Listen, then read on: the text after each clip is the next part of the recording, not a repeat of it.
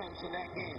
They shoot 40% from beyond that three-point line. They lead the NBA in firing up shots from downtown. Dwight Howard off the drop step, and he's fouled by Ben Wallace.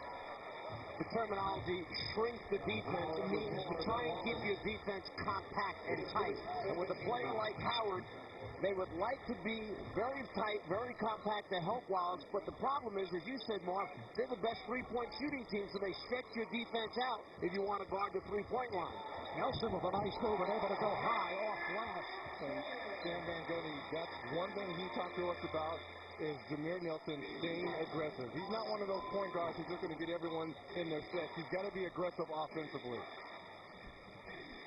Sasha Pavlovich in the starting lineup due to the absence of Delonte West. Lost it.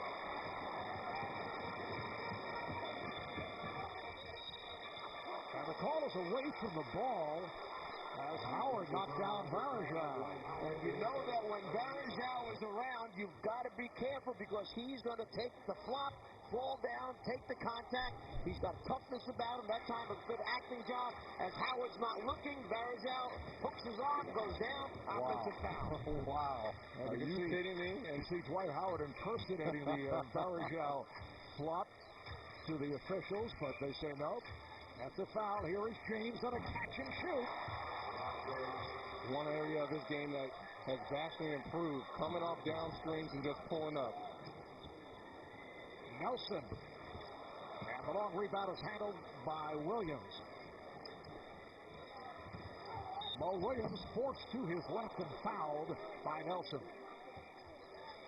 Mo Williams with that career-high 43 this past Tuesday night against Sacramento. He hit 15 of 24 from the field. He had 7 of 12 from downtown, along with 11 assists and 8 rebounds.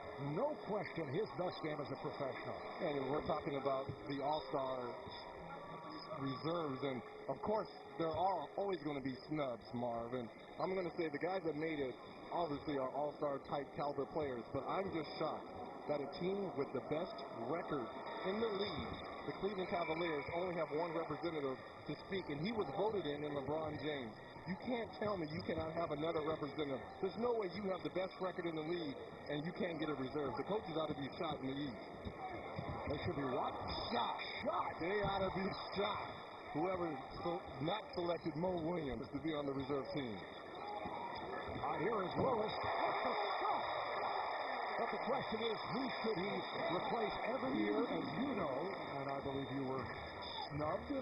Not necessarily snubbed. I understood my fate because I was playing in a conference with the greatest player of my era, Michael Jordan, and one of the other great two guards in Joe Dumars. So if I made it, it was a bonus. But I love Devin Harris.